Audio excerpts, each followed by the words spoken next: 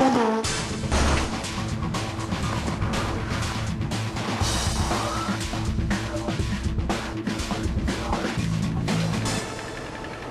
is part of what 1,100 truckloads a day of storm debris looks like. This is the Shelby Farms burning site that goes on for 24 hours a day, burning 30,000 cubic yards of storm debris. Before the body farm, investigators had no key to determine when a person died. Now, thanks to the research here, they have a timetable for decomposition. The power of Senator Frist and the experience of Senator Alexander makes Tennessee one of the most visible states atop this hill. It is a beautiful shot, and this is the beautiful sight that many people see as they drive into the Bluff City.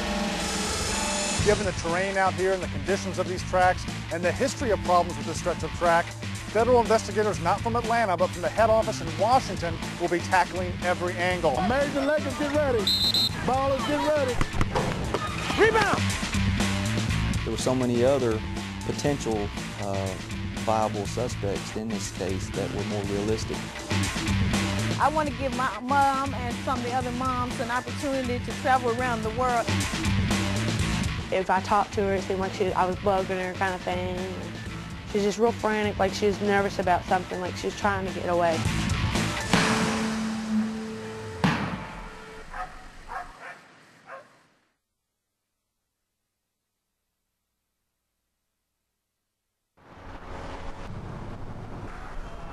Traffic came to a snail's pace on the usually busy I-40 bridge Tuesday morning. Police shut down 2 lanes of traffic going eastbound after receiving calls from frantic drivers. We just found body parts on the side of the road about the 283-mile marker eastbound on I-40.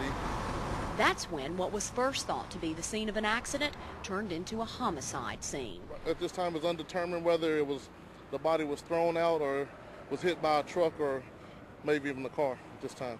Arkansas State Police, Highway Patrol, and the Crittenden County Sheriff's Department combed the area looking for clues while they worked to keep traffic moving. Oh! But they couldn't stop curious drivers from peering, wondering what could have ended a woman's life so brutally.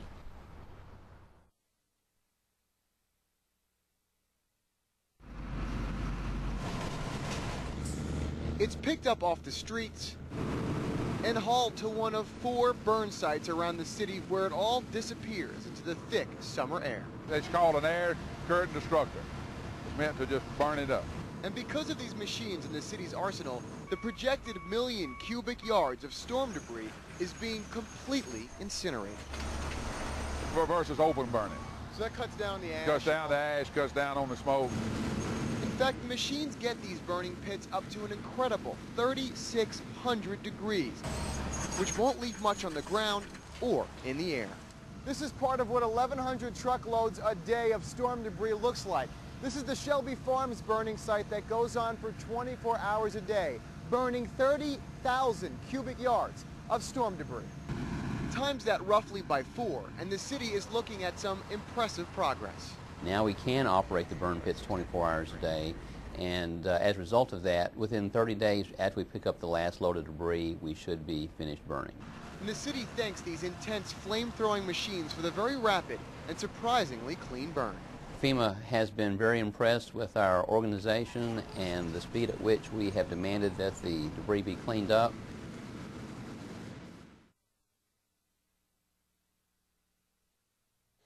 And I've had an experience, that kind of spooked me and made me a little bit less skeptical.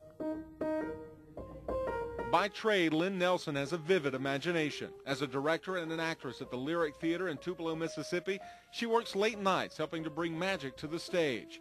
She never believed in ghosts until one night she was left alone in the theater's costume room. It was one of those things where, when somebody walks in and stands behind you and you know somebody's standing behind you, that was the feeling I had. And I looked over my shoulder and didn't see anybody and thought, ooh. And then about that time, I felt air moving behind me. It wasn't really as much as a breeze as it was just air moving. She knows what it was. As strange as it sounds to some people, Nelson is nearly convinced it was a ghost. I don't go to the costume room by myself anymore. Nelson and theater director Tom Booth say for the past 70 years, people in the theater have had brushes with the ghost they've named Antoine. In fact, Booth once had his keys taken by Antoine. He says he put them on his desk, but when he went to pick them up later, they were gone. He finally found them in a cup behind his phone. And there's no way that I would have taken my keys and put them in that container. Someone had taken them and placed them in there. Sometimes they feel his presence. Sometimes they even hear him. It sounded like a male. It sounded, you know, just lightly singing, but also, like I said, just sort of giggling or laughing too at the same time. And as soon as I said something, it went away. One of those things where it's just right under the threshold of your hearing is like, am I really hearing that? You can hear somebody singing. The spookiest part of this story is not really what people see and hear from on stage, but rather it's what happened beneath the stage. That's where a lot of people think Antoine died. In 1936, one of the biggest tornadoes to ever hit the Mid-South destroyed Tupelo. 48 city blocks were leveled. More than 1,000 homes were destroyed. 222 people died. And many of those people were brought to one of the only buildings left standing, the eerie basement of the Lyric Theater. During the tornado, we feel sure that that was one of the areas that was used as a morgue because it is out of sight. You know, they could certainly use the stage and the theater area and the lobby for a hospital area, but I'm sure that that was an area that they wanted to put bodies so they could have them out of sight until they were identified.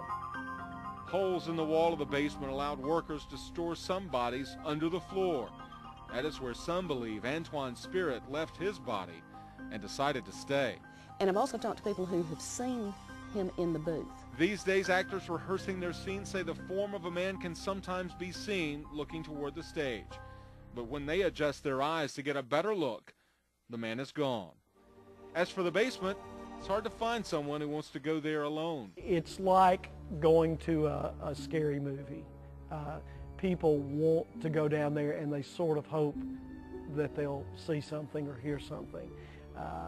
But I don't think many people go down there by themselves. You'll find a lot of that at the Lyric Theater these days. No one willing to take a chance being left alone with Antoine. There are a lot of things in the world that we don't understand and can't analyze and know. And this is just one of those things that I don't know the answer to, but I don't disbelieve. Not in the Lyric Theater, where every story on stage may include a guest appearance from the ghost of Antoine. In Tupelo, Jamie Tucker, News Channel 3.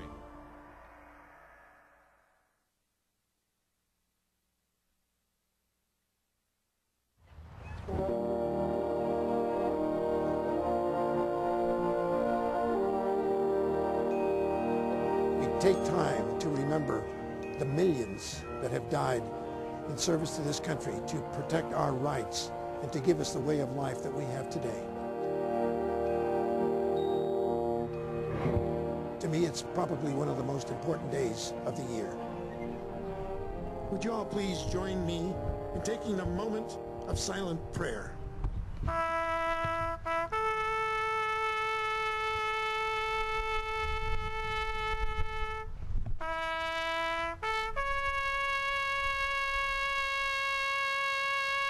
It gave us the privilege to be American citizens and reap the rewards of many, many servicemen over the years.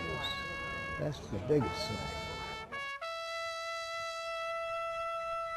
These young people are learning what freedom really means in this country, that it's not free, it's bought, and there's a price for it, and the price is laying under those stones.